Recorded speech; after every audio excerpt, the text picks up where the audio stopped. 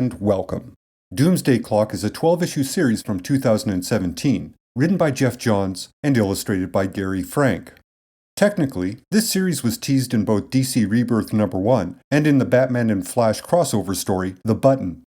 Doomsday Clock serves as the final act of the Rebirth storyline, if one can claim Rebirth has any narrative function. It's also an official sequel to Watchmen, and, finally, it connects all the various universe-changing events into one tidy continuity package. In other words, it's a series with some rather high expectations attached to it.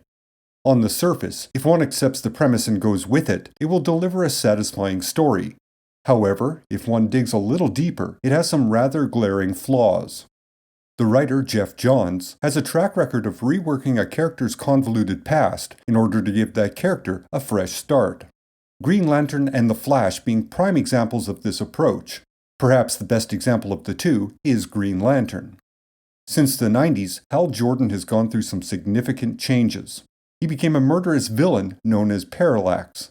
Then he redeemed himself by sacrificing his life to save the Earth. Finally, he became the latest incarnation of the Spectre. All of these bizarre character changes were integrated and explained in Green Lantern Rebirth, the end result being a newly revived Hal Jordan for the 21st century. It's this approach, integrating and explaining the complicated continuity of a character, that Johns would apply to Doomsday Clock. At the same time, he approached it quite seriously, trying to infuse it with an adult tone, a complex story structure, and the somber atmosphere of Watchmen. The series also borrows the aesthetic quality of Watchmen. It utilizes a 9-panel grid for page layouts. The covers are the first panel of the issue. There's a reasonably muted color scheme, and it has a lettering style that is modeled on the original work. The artist, Gary Frank, does a very good job emulating Dave Gibbons' design of Dr. Manhattan, while at the same time making it his own.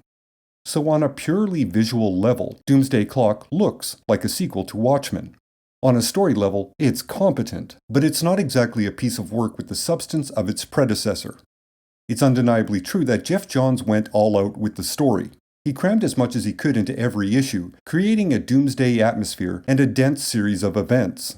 He gives the audience a lot to read, but there's not a lot to digest. To use a bad metaphor, Doomsday Clock is a very fancy, well-prepared cheeseburger, but, in the end, it's still a cheeseburger. Overall, the story feels like a mixtape of both Watchmen and Crisis on Infinite Earths. It's all very serious and absurdly busy. Ultimately, it underscores how difficult it is to merge these two story types into one cohesive whole. Its seriousness and its self-aware existential conclusion are at odds with the highly fantastical, straightforward nature of the superhero genre. Perhaps the largest problem with the story is it's a lot of bluster that is unimportant and meaningless. For example, Adrian Veidt's plot to locate and solicit Dr. Manhattan's help is a complicated failure. Consequently, Rorschach's role, as well as the mimes and the marionettes, are irrelevant, since they were only necessary to further Veidt's plot. The comedian has literally no purpose in the story, beyond adding a touch of chaos. In other words, a significant amount of time is spent with characters that ultimately have little to no impact on the plot. So their presence in the story reads like narrative padding. The only two characters that are significant to Doomsday Clock are Superman and Dr. Manhattan. The story is focused on getting those two characters together and seeing what results from their interaction. The basic motivation for Dr. Manhattan is quite sound. As a being interested in the possibilities inherent to existence, manipulating the DC timeline to observe results is a very solid premise. It also makes character sense. And as a way to explain all the major events in the DC universe, from the original Crisis to the modern iterations of Crisis, through the poorly planned executions of 52, Flashpoint, and Rebirth, it also makes sense.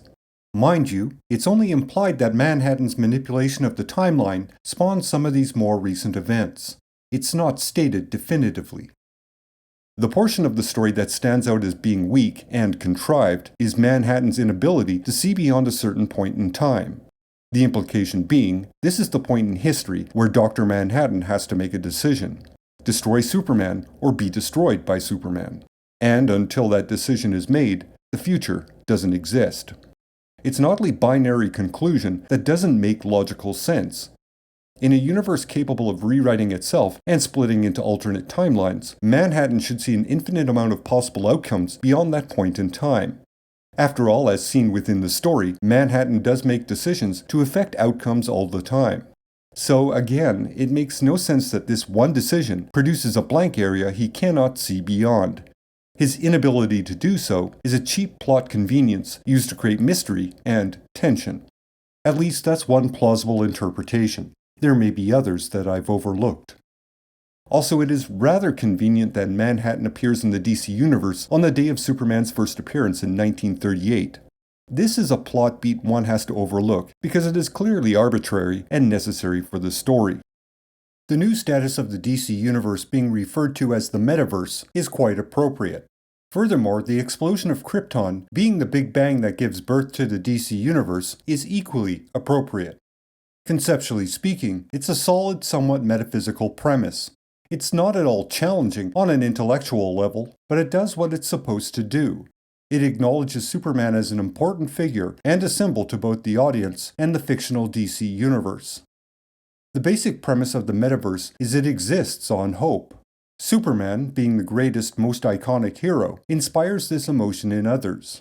Therefore, despite the dramatic changes in the universe itself, the metaverse transforms itself to continually include this pivotal symbol of its existence. It acknowledges the legacy of a character that is, arguably, comic book history's most influential superhero.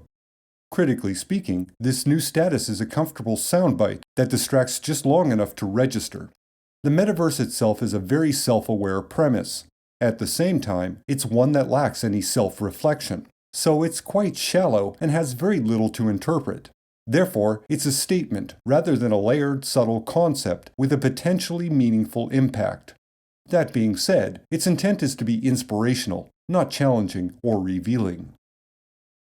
Despite Doomsday Clock being an official sequel to Watchmen, it seems quite unfair to compare the two works. Both are intrinsically different stories with entirely different goals. Watchmen is nihilistic. Doomsday Clock is hopeful. Watchmen allows for interpretation and analysis. Doomsday Clock is straightforward and leaves little to discuss. Honestly, the differences are numerous, and these differences can be summed up simply. Watchmen explores. Doomsday Clock explains. Worth a brief mention is the Superman theory subplot. This is a conspiracy theory that states the US government has attempted to create superheroes in order to gain more power on the world stage. In essence, this is the very definition of a straw man argument.